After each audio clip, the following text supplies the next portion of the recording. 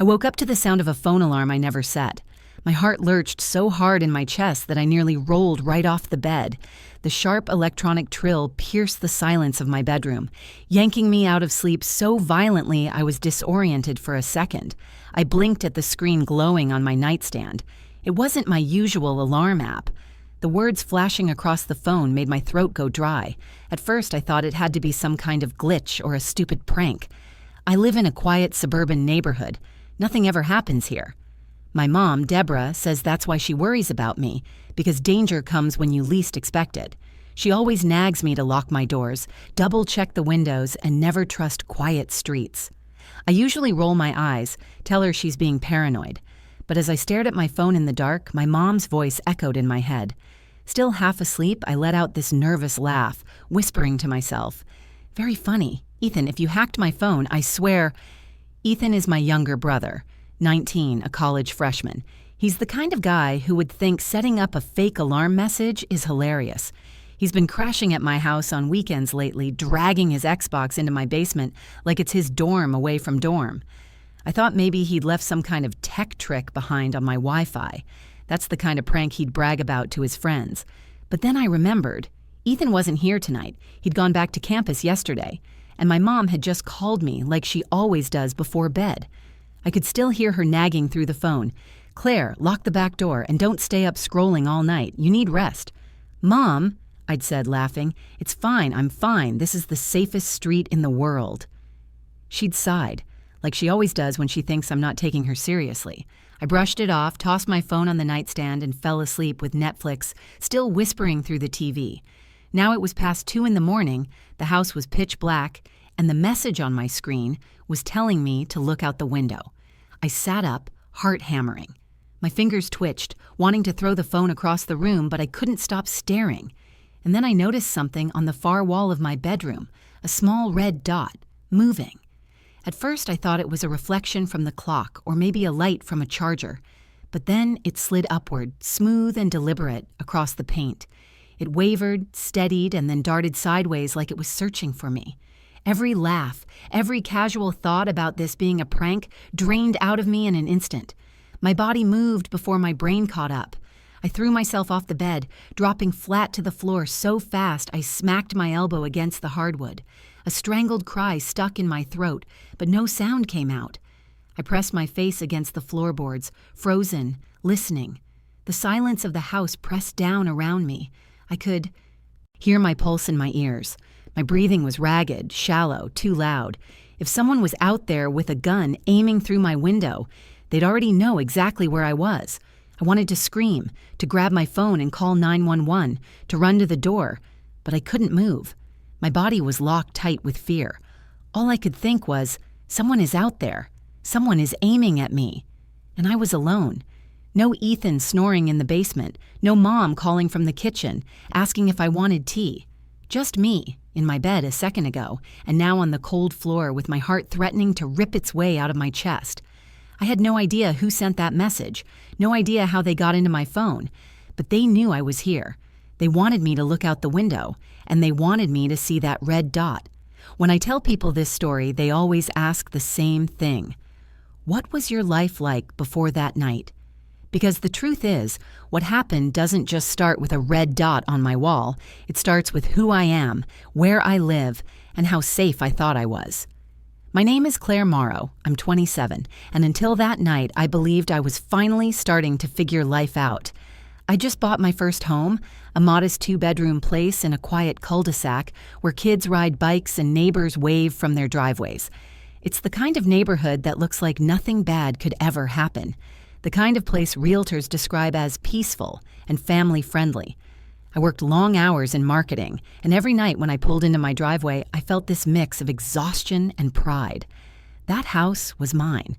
The front door, the warm light spilling from the windows, the slightly crooked mailbox I kept meaning to fix. It was all mine. For the first time in my life, I didn't feel like I was just renting space in someone else's world. But if you ask my mom, Deborah, she'd say I wasn't ready. She's 54, sharp-eyed, always worrying. If I forget to text her back within an hour, she's calling the local police to check on me. She lives 15 minutes away and treats my house like it's a wilderness cabin in the middle of nowhere. "Claire, you're too trusting. You think because the lawns are mowed and the streets are quiet, you're safe. That's how bad things happen." She says that constantly, and I always roll my eyes. That very night, we'd had one of those conversations. I was sitting on my couch, wrapped in a blanket, Netflix humming on the TV. My phone buzzed and I saw her name light up the screen. "Hi, Mom." "Did you lock the doors?" she asked immediately. No hello, no small talk. "Yes, Mom, I locked the doors." "The back too?" I laughed, shifting the blanket around me. "Yes, the back too. Do you think I want raccoons wandering in?" She wasn't amused. "Don't joke, Claire. I read another article today about break-ins. Suburbs are targets." I sighed, glancing at the kitchen where my keys sat in a little bowl. "Mom, it's fine. This neighborhood is boring. The most exciting thing that happens here is Mrs. Kendall's cat getting stuck on her roof again." She went quiet for a moment, then said softly, "I just worry. You're alone there." That hit me in a way I didn't let her hear, because she was right. My younger brother, Ethan, wasn't around tonight. At 19, he spent most weekends here, crashing in the basement with his Xbox, eating my food, and leaving energy drink cans on every surface. It annoyed me, but I liked the company. Tonight, though, he'd gone back to campus for a party, so it was just me. I looked around my living room as my mom's voice filled the phone. The shelves lined with books I never had time to read, the framed photos of Ethan and me as kids, the candles on the coffee table. I felt proud of it. It looked like a home. "I'm fine, Mom. Really. I'm not some horror movie character. I keep the doors locked, I've got a security system, and I'm not going to get kidnapped in my pajamas." That made her chuckle reluctantly. "All right, but promise me you'll call if anything feels off. Promise?" "Promise." I hung up, smiling to myself. That was my mom. Paranoid, yes, but also the most protective person in my world. Ethan joked she could sense danger 3 towns away. By the time I shut off the lamp and curled into bed, I wasn't thinking about burglars or prowlers. I was thinking about work deadlines, the pile of laundry in the corner, and how good it felt to finally live on my own terms. If you'd asked me then what scared me most, I probably would have said my credit card bill, or the idea of accidentally texting my boss the wrong thing. That's the thing about fear. You never think it's going to come for you. You think you'll see it coming. You think you'll have time to prepare. But that night, at 2:37 a.m., my phone buzzed with a message I never wrote, an alarm I never set, and words that told me to look out the window. And every illusion I had about safety shattered in an instant. The alarm tone cut off as suddenly as it started, leaving my bedroom in suffocating silence. My phone screen still glowed faintly on the nightstand, those words staring at me like a threat I couldn't ignore. "Look out the window, now." I pressed myself flat against the cold hardwood floor, heart thudding so loud it felt like whoever was out there could hear it. That red dot, still dancing lazily across my wall, shifted again. First it hovered over the framed picture of me and Ethan at the lake, then slid downward toward the bed I'd just been lying in seconds before. If I hadn't dropped, if I had still been sitting up, the dot would have landed square on my chest. I bit back a gasp, clamping a hand over my mouth. My brain screamed at me to move, to grab the phone, to call 911, but another part of me whispered that if I made a sound, if I moved even an inch, whoever was aiming that light would know exactly where I was. And then it hit me. The light wasn't random. This wasn't some kid outside messing around with a laser pointer. That dot was moving like a scope. Someone was aiming at me. The thought almost paralyzed me, but then survival instinct kicked in, pushing me to act. Inch by inch, I began sliding toward the nightstand where my phone still buzzed faintly. My elbow scraped against the wood, sending a dull ache up my arm. Every little sound I made felt like an explosion in the silence. When I finally reached the phone, I snatched it up with trembling fingers. The screen flickered, and for a split second, I saw my own reflection in the black glass. Pale, wide-eyed, breathless. I didn't even recognize myself. My thumb hovered over the keypad to dial 911, but before I could, the phone buzzed again. Another notification lit up the screen. "Don't call the police. They won't get here in time." My stomach dropped. Whoever this was, they weren't just outside. They could see me. They knew what I was about to do. I scrambled backward on my hands and knees, dragging the phone with me. I wanted to scream for help, but my throat locked up. My neighbors' houses were close, but at 2 in the morning, with all their lights out, it might as well have been 100 miles to the next person awake. I forced myself to think, okay, Claire, options, do something. Option 1, call Mom. She'd pick up no matter what time it was, but what could she do except panic? And if this person was watching me, they might know I'd tried to reach her too. Option 2, call Ethan, but he was at school, hours away. Totally useless. Option 3, run. Bolt out the front door, sprint to a neighbor's house. But that red dot, if it really was a scope, running could mean stepping directly into a bullet. I stayed crouched, trembling, the weight of every choice pressing down on me. Then I heard it. Crunch. Faint, deliberate. The sound of gravel shifting under weight. My driveway. I froze, ears straining. Another step. Then another. Someone was moving just outside my house. My pulse went wild. They weren't just watching from the street, they were coming closer. I crawled toward the window, hesitating just enough to part the blinds with the tips of my fingers. My breath fogged the glass as I peered out. At first, all I saw was darkness. The street lamp down the block flickered faintly, casting pale light across the cul-de-sac, and then I spotted it. An SUV parked at the far end of the street. Its headlights were off, but the faint glow of a running engine shimmered from beneath it. The driver's side door hung open. I couldn't see anyone, but every instinct screamed that whoever had been aiming into my bedroom had come from there, and now they were somewhere between that SUV and my front lawn. I backed away from the window so fast I almost tripped over my blanket. My body was buzzing with adrenaline, panic crawling up my spine. My mind kept repeating the same thought over and over. I'm not safe. I'm not safe. I'm not safe. I gripped the phone tight, whispering to myself, what do I do? What do I do? The red dot reappeared, this time on the floorboards directly in front of me. That was when I knew for sure. This wasn't a prank. This wasn't paranoia. Someone was inside my world, watching, waiting, and if I didn't act fast, I wasn't going to survive the night. The red dot lingered on the floorboards like a taunt, steady and unshaking. My body wanted to collapse, to curl into a ball and hide, but something inside me snapped. If I stayed paralyzed, I was done. Whoever was out there, or in here, already knew I was aware of them. I tightened my grip on the phone, forcing my brain to work through the panic. My hand trembled as I swiped to dial 911, but just as I hit 9, another vibration rattled through the phone. A new message popped up, stark white text against the black screen. I told you, don't. It felt like a hand closing around my throat. Whoever this was, they weren't just watching.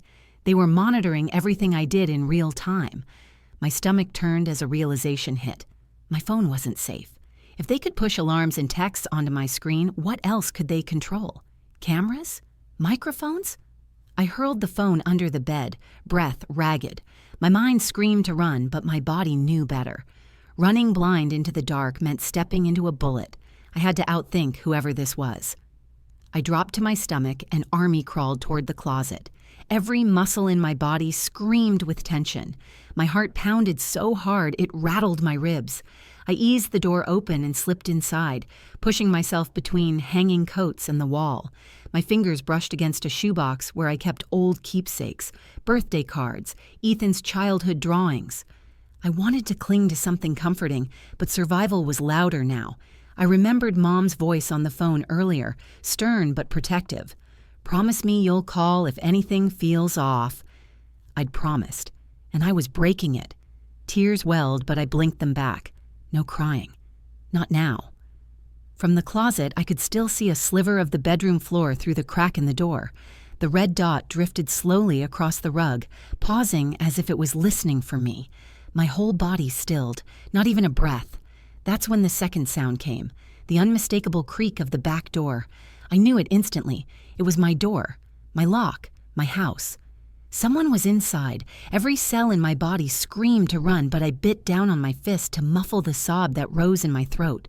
Whoever they weren't waiting outside anymore. They were here. I forced myself to think. I couldn't trust my phone. I couldn't scream.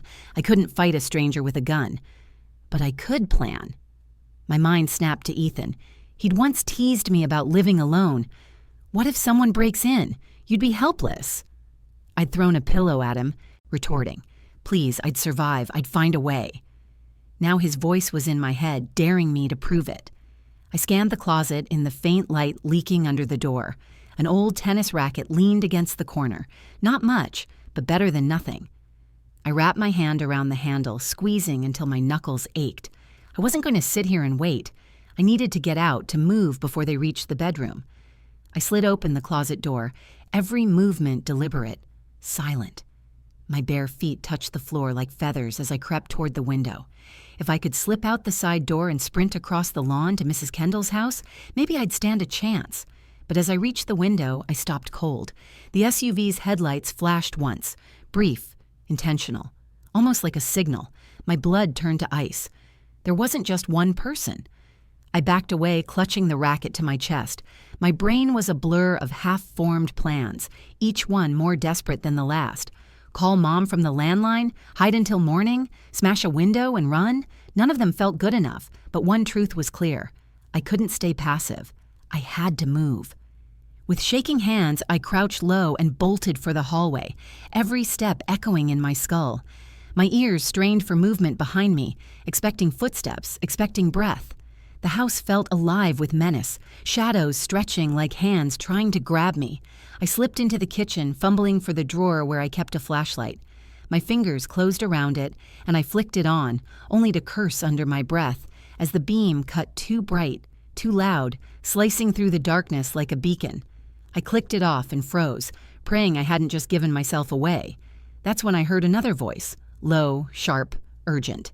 Not inside the house, from the hallway. "Claire, get down!" It was Ethan's voice. For one heart-stopping second, relief surged through me like lightning. But then confusion followed. Ethan wasn't supposed to be here. He was supposed to be at school. The truth slammed into me. I wasn't alone after all. And whatever was happening out there, it was about to reach its breaking point. For a split second, I thought I was hallucinating. The voice that cut through the darkness was too familiar, too impossible. "Claire, get down! Don't move!" It was Ethan, my little brother. The one who was supposed to be hours away at his dorm, not standing in the hallway of my house at 3 a.m. My body reacted before my brain caught up. I dropped to the floor again, clutching the tennis racket like it could actually protect me. My pulse thundered in my ears as I turned my head toward the sound. "Ethan?" My whisper was ragged, trembling. "How are you?" He appeared at the end of the hall, his silhouette outlined by the faint glow of the streetlight filtering through the blinds. He was crouched low, a baseball bat in his hands, eyes wide with urgency. "I've been here," he hissed. "Downstairs. Gaming. I heard something outside. I saw the light on the wall through the basement window. I used your phone alarm to wake you." My stomach flipped. The phone alarm, the messages. That was him? But before I could process, before relief could wash over me, a new sound cut the air.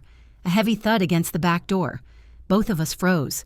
The thud came again, louder, followed by the unmistakable sound of the door handle rattling. Someone was testing the lock. Ethan's face hardened. "They're trying to get in." We scrambled to our feet, crouching low. He motioned for me to stay behind him, but I wasn't about to just follow blindly. My body was buzzing with adrenaline, my mind racing with fear and determination. "Call the police," I whispered. "I tried," Ethan said, shaking his head. "The signal's jammed or something. My phone won't connect." The words sent a chill through me, deeper than the night air seeping through the cracks of the house. Whoever this was, they weren't amateurs. They'd come prepared. The back door shuddered as another hit rattled the frame. Wood groaned under the pressure. "They're coming in," I breathed. Ethan grabbed my wrist, pulling me toward the stairs. "Upstairs, now!" We dashed up the steps, my bare feet slapping against the wood. Every sound felt amplified, the creak of each step, the ragged pull of our breaths. Behind us, the sharp crack of splintering wood echoed through the house. The door had given way. We bolted into my bedroom and slammed the door shut, shoving a chair under the handle. It felt pathetic, flimsy, but it was all we had. Ethan leaned against the wall, chest heaving. "We need to get out the window." I spun toward him, panic flaring. "What if they're waiting outside?" He glanced at me, eyes wild but steady. Would you rather wait in here?" Before I could answer, footsteps thundered through the kitchen below. Heavy, deliberate. Whoever had broken in wasn't trying to be quiet anymore. I grabbed my racket. Ethan gripped the bat tighter, and we both turned as the sound of boots creaked up the stairs. Every step was torture. 1, 2, 3. They were climbing slowly, deliberately, making sure we knew they were coming. My chest tightened until I could barely breathe. Then, silence. The footsteps stopped just outside the bedroom door. Ethan raised the bat, his knuckles white. I raised my makeshift weapon, though my hands shook so badly I could barely keep my grip. The door handle rattled once, twice, then stopped. And then, the most terrifying thing yet, nothing. Just silence. The seconds stretched into eternity. I wanted to scream at Ethan, to ask him what to do, but I couldn't make a sound. Then, through the thin wood of the door, a voice seeped in. Low, calm, male. "We know you're in there." My entire body seized up. I couldn't even think. My mind was blank with terror. Ethan mouthed, "Window, go." We darted toward the window, fumbling with the latch. My hand slipped once, twice, before I finally shoved it open. The night air rushed in, cold and sharp. "Go first," Ethan whispered, helping me onto the ledge. I swung one leg out, then the other, gripping the frame with sweaty palms. I looked down at the lawn below, 6, maybe 7 feet. Doable. Behind me, the bedroom door cracked. The chair screeched across the floor as pressure forced it backward. "Claire, jump!" Ethan shouted. I jumped. The ground slammed into me, pain jolting up my legs, but I forced myself up, gasping. I looked up in time to see Ethan swing himself out, landing hard beside me. At that moment, the bedroom door burst open. A beam of red light shot across the wall, landing exactly where we'd just been standing. We didn't wait. We ran. Our bare feet tore across the lawn, cutting through the cold grass. Behind us, the sound of boots hammered against the floorboards. Shouts. Anger. The SUV at the end of the cul-de-sac roared to life, headlights flaring. But we didn't stop. Not for a second. When my feet finally hit the cold asphalt of the street, I could barely breathe. My lungs burned, my legs screamed, but Ethan grabbed my hand and yanked me forward, forcing me to keep moving. We sprinted past my neighbor's house, hearts pounding in rhythm with the sound of the SUV revving behind us. Headlights flared, sweeping across the cul-de-sac like a spotlight. For a second, I was sure we'd be caught in the beam, sure the engine would roar forward and mow us down. But just as suddenly as it came to life, the SUV screeched into reverse, tires screaming against the pavement. The vehicle spun at the corner, then disappeared into the night, its red taillights glowing faintly, until they vanished. We slowed, stumbling to the curb outside Mrs. Kendall's yard. My chest heaved like I'd run a marathon, and Ethan bent over, hands on his knees, gasping. For a moment, neither of us spoke. The only sounds were crickets and the distant hum of the highway. When I finally found my voice, it came out hoarse. "What the hell just happened?" Ethan shook his head, still panting. I don't know who they were, but they were watching you, Claire. From the second that alarm went off, they knew exactly where you were. The words made my skin crawl. I hugged myself, shivering, even though the night wasn't cold. I glanced back at my house, the place I had felt so proud of just hours earlier. Now it looked like a stranger's home, broken, violated. The back door still hung open, splintered wood sticking out like jagged teeth. My bedroom window gaped wide, a dark wound against the siding. Blue and red lights flashed down the street moments later, washing the neighborhood in color. A neighbor must have called 911 after hearing the noise. Police cars pulled up, officers spilling out with flashlights and clipped voices. I tried to explain, but the words jumbled together. The laser dot, the phone alarm, the SUV, the voice outside my bedroom. The officers exchanged looks I couldn't read. They searched the house, swept the yard, took statements. They found the busted back door, the tire marks in the street, but nothing else. No fingerprints, no footprints, no sign of who had been there. One officer finally looked at me with pity. Whoever it was, they're gone now. Probably kids pulling a prank. A prank. The word almost made me laugh, but the sound stuck in my throat. A prank didn't splinter doors. A prank didn't follow you through your own house, whispering through your walls. A prank didn't leave you wondering if you were seconds away from a bullet in your chest. But I nodded anyway because I didn't have the strength to argue. By the time Mom arrived, I was sitting on the curb wrapped in a blanket one of the officers had draped around me. My hands still shook, my hair stuck to my damp face. When she pulled up, she didn't waste time asking questions. She just rushed forward, knelt down, and pulled me into her arms. "I told you," she whispered fiercely, her voice breaking. "I told you to take this seriously." For once, I didn't roll my eyes. I just cried into her shoulder, the weight of the night finally breaking loose. Ethan tried to make light of it in his usual way, muttering, "See, I told you I'd save your life one day." But even his voice wavered, cracked at the edges. We both knew this wasn't something we could laugh about. The police stayed until sunrise, taking photos, jotting down notes, promising patrol cars would circle the neighborhood more often. But when the last officer left, the house still felt broken. The walls felt thinner, the shadows darker, the locks meaningless. For weeks afterward, I couldn't sleep without every light in the house blazing. I triple-checked every window, every door. I jumped at every car engine that passed on the street. Mom insisted I stay at her place, but I refused. This was my home, and if I abandoned it, I knew I'd never come back. Still, the fear never left. Sometimes, late at night, I'd catch myself staring at the spot on my wall where the red dot had danced. I could almost see it flickering again, taunting me. I'd picture the SUV idling at the end of the street, headlights off, someone inside waiting, watching. The police never found anything. No suspects, no motive, no explanation. And that's what haunts me the most, because whoever they weren't caught. They're still out there, and they know exactly where I live. I used to laugh at my mom's warnings. I used to think nothing bad could happen on a quiet street like mine. But now I know safety is an illusion. The lesson I'll never forget is simple. The second you think you're safe is the second you're not. And every time I close my eyes at night, I wonder, what if they come back?